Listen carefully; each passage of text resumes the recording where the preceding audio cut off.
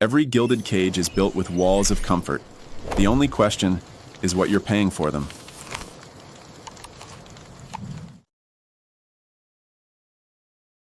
All right, let's jump right into a really foundational book, Neil Postman's Amusing Ourselves to Death. The core idea is honestly simple, but it's a total game changer.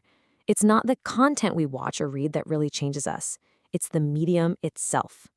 Postman's whole argument is that every form of media, whether it's a book or a TV show, has its own built-in bias that literally shapes how we think, what we care about, and even how we decide what's true.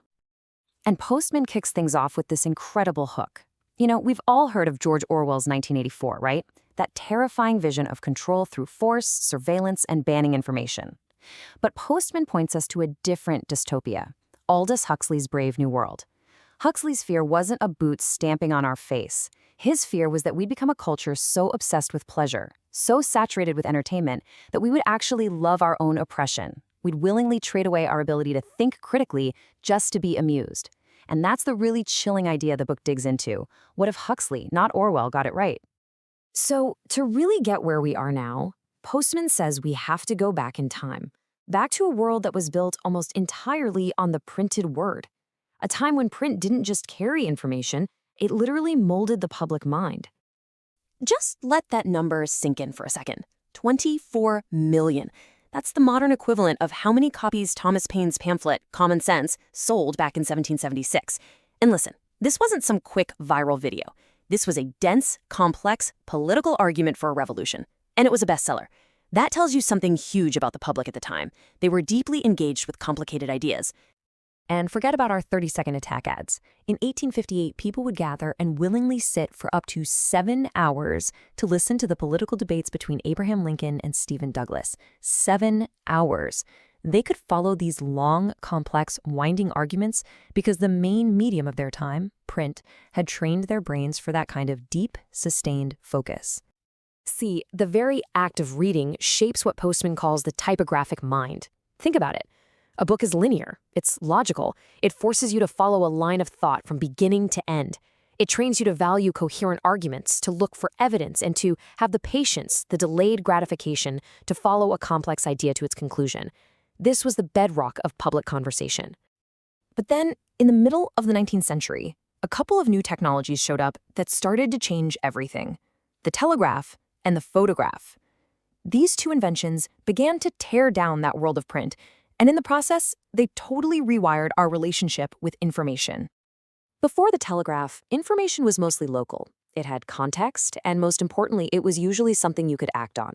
It moved at the speed of a train, which gave people time to think. But the telegraph? It just blew all that up. All of a sudden, you could get information from anywhere, instantly, but that information was now fragmented, totally removed from your local context, and often completely irrelevant to your actual life.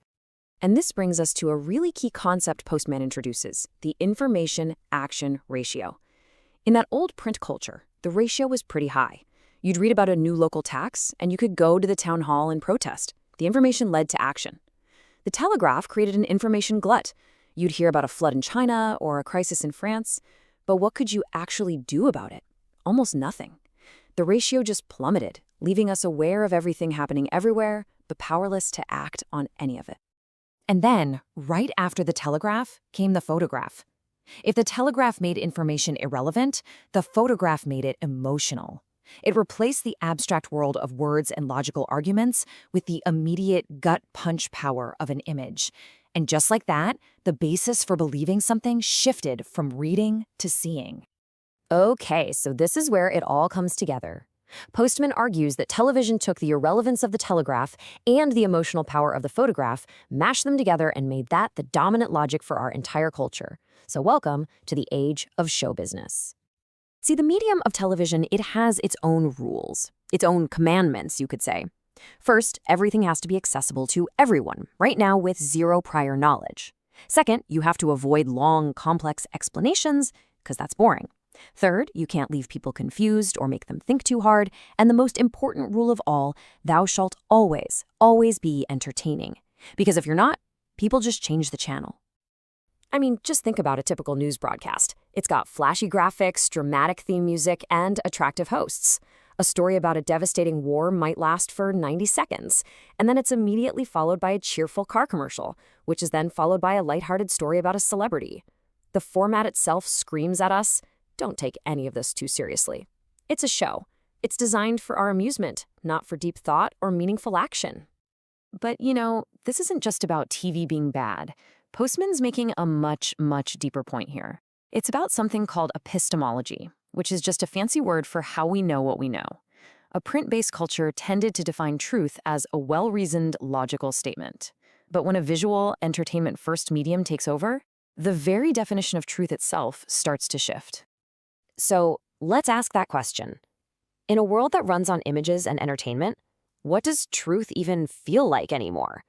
Well, it's probably not found in a long, detailed argument.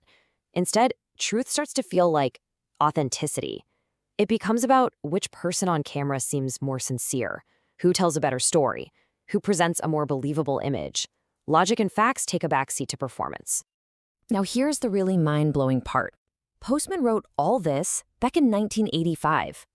Way before the internet, before social media existed. And yet, his critique of television feels like he could have written it yesterday about our digital world. So let's bring his warning into today.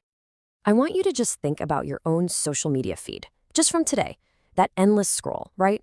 An outrageous headline, then a distant tragedy, then some celebrity gossip, then a funny video. It's the Telegraph on steroids.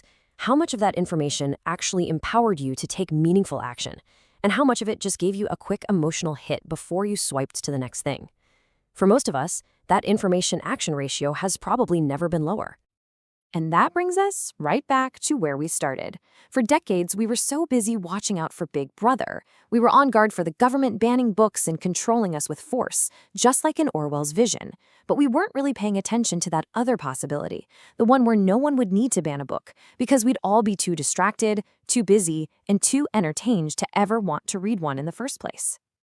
Look, Postman's book isn't some rant against having fun or enjoying entertainment. It's a serious warning about what happens when entertainment becomes the main way we talk about everything important: our politics, our news, our education. Huxley's fear was that we would be destroyed not by the things we hate, but by the things we love. So as you close this out and open up your next app, the question Postman leaves us with is a big one. Is our love of amusement accidentally leading us to our own ruin?